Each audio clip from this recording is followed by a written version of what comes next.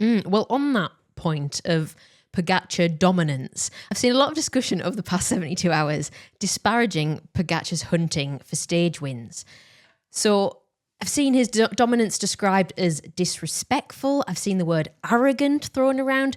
Ultimately, he is ripping up the Tour de France rulebook right now, and it's rubbing some people up the wrong way. And I have to say, I don't quite get it.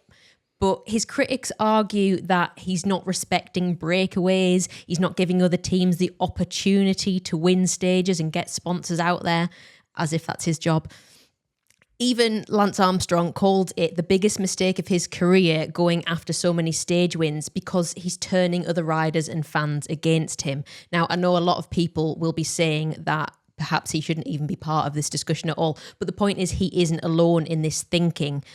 And I genuinely don't get the hate here. It's a race, it's a competition, but I wanted to get your guys' take on this as well.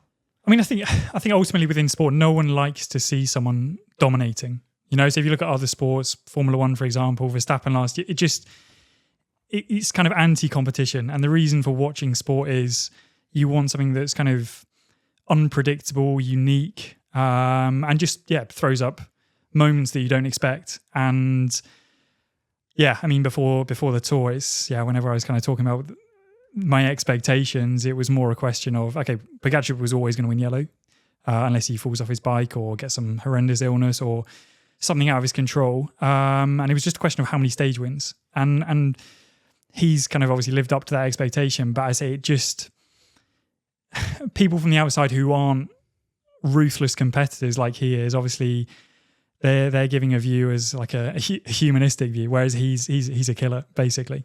And he's not alone in that as well, though. Like this idea of respect, and you have to let other people win. That isn't sport. Like they don't know how much work he's put in. I mean, that's I think that's the big difference. The amount of time these guys have to invest in their training.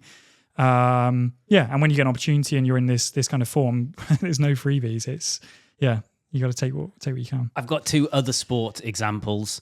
It's almost like saying, why did Mike Tyson knock all of his opponents out so quickly? We wanted to see more fighting. Or the other one, which actually previous guest Ed shared, that someone commented on social media. It was, has Messi ever been told he's too good? You know, like you at no point watch football and see a player like Messi and go like, oh, you know, he's ruining the sport. You go, this is amazing. He's running rings around people. I mean, that's it. I mean, do you think a guy who'd put in that level of preparation then gets to the killer moment and goes, actually, no, I don't fancy it now. I'll leave this one to you guys. That last 6 weeks I've spent living up on top of a mountain, I'll put that to one side. And I mean, there's obviously, I think I saw someone else write about this, just talking about yesterday's stage in particular, being revenge. You know, he was kind of put in a bad place last year by Visma, and when he sees one of those guys up the road, it's his mountain. That's what it felt like, didn't it? I think was I right in thinking as well? He was living on top of that mountain. Was that where he was doing a lot of his training? I think. Yeah, yes. I think they said they spent a month there. So that's it. That's kind of a statement of this. These are my roads. And you have to exactly that. You have to add some context to what's happening this year. In that, yes, Pogačar was the favourite this year, and in some ways, Vingegaard was an underdog just for the fact that he had a bad crash, and the fact he even made it here was amazing.